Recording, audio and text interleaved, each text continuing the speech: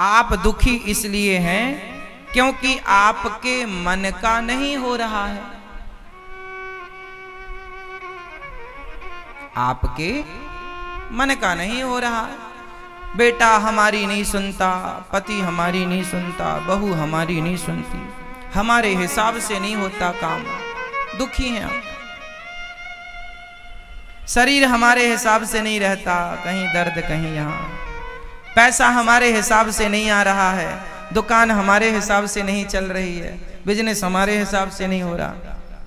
आपके हिसाब से कुछ ना हो तो आप दुखी होते हैं, और आपके हिसाब से सब हो तो आप सुखी होते हैं। अच्छा ये बताओ, ये संसार आपके हिसाब से चलता है या भगवान के हिसाब से? बोलो। आपके हिसाब से चलता है?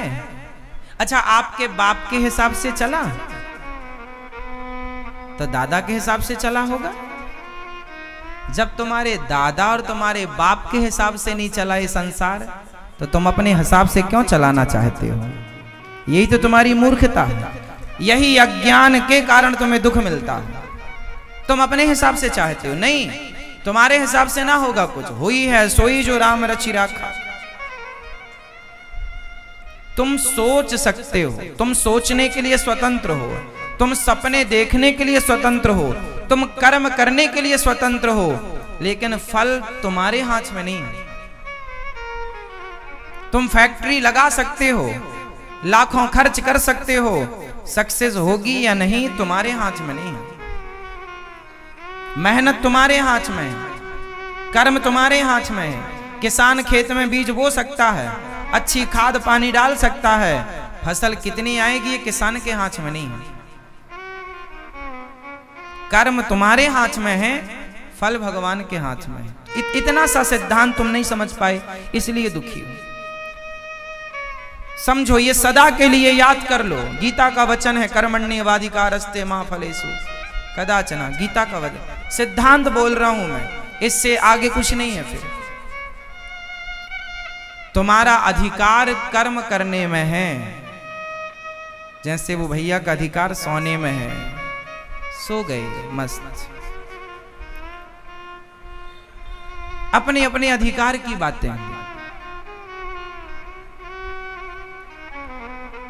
है ना।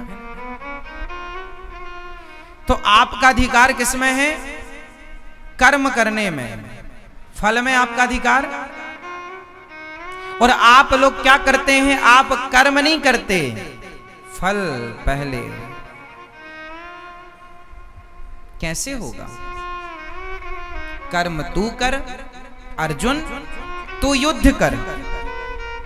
तू जीतेगा या हारेगा वो तू डिसाइड नहीं करेगा, वो मैं डिसाइड करूंगा।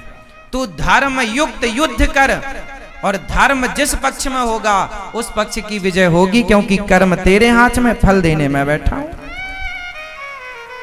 अब तू कर्म ही ना करे तो भगवान फल कैसे देंगे? राम झरोखा बैठ के सबका मुजरा लें, और जाकी जैसी चाकरी ताको तैसो दें। भगवान सबको देखते हैं, जिसकी जितनी मेहनत है, जिसका जितना कर्म है, उसको उतना ईश्वर फल देते हैं। अब आप ये कह सकते हैं कि महाराज जी कुछ लोग तो कर्म बिल्कुल नहीं करते। अब बड़े बाप की औलाद ने कौन सा कर्म कर लिया, फिर भी धन्ना सेठ हो गए कि नहीं? कुछ लोग तो कोई काम नहीं करते, बड़े बाप के बेटे हैं, कुछ काम नहीं किया, फिर भी बाप की पूरी संपत्ति मिल गई, और कोई काम किए बिना ही धन्ना सेठ हो गए। तो ये सब पिछले जन्म का कर्म है।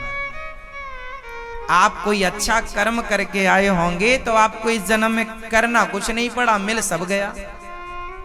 कुछ लोगों को करने से भी नहीं मिलता, कुछ लोगों को बिना करे मिल जाता है। तो ये कर्म ही होते हैं। कर्म हर जन्म में आप कुछ ना कुछ करते हैं, अच्छा या बुरा, वो सब जुड़ता चलता है।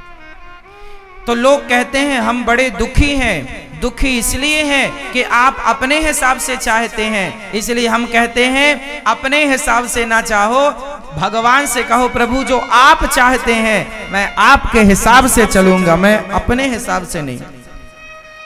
एक छोटा उदाहरण और समझो। दुर्योधन और अर्जुन ये दोनों जो थे, अब आपको उत्तर देना है कि दुर्योधन और अर्जुन में कौन भगवान के हिसाब से चलता था? उत्तर दो। कौन भगवान के हिसाब से चलते हैं? क्या दुर्योधन भगवान के हिसाब से चलता है? नहीं। अच्छा, दुर्योधन भगवान को अपने हिसाब से चलाना चाहता है। एक कन्हैया हमारे हिसाब से चलो, हम तुम 5 गांव मांग रहे हो, 5 गांव नहीं, हम सुई की नोक बराबर भी पांडवों को जगह नहीं देंगे।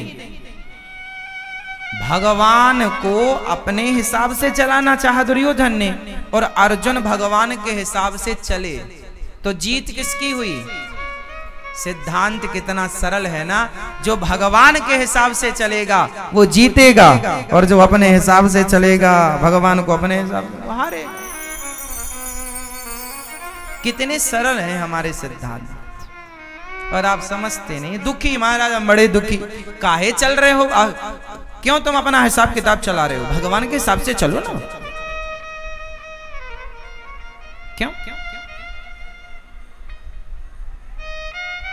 कर्म बराबर करो। हम ये नहीं कहते कि तुम हाथ पर हाथ रख के बैठ जाओ ना, कर्म तुम करो, पर भाव भगवान के, धर्म के हिसाब से, भगवान के हिसाब से चलने का तात्पर्य है धर्म के हिसाब से चलो, जीवन में सफल रहेंगे।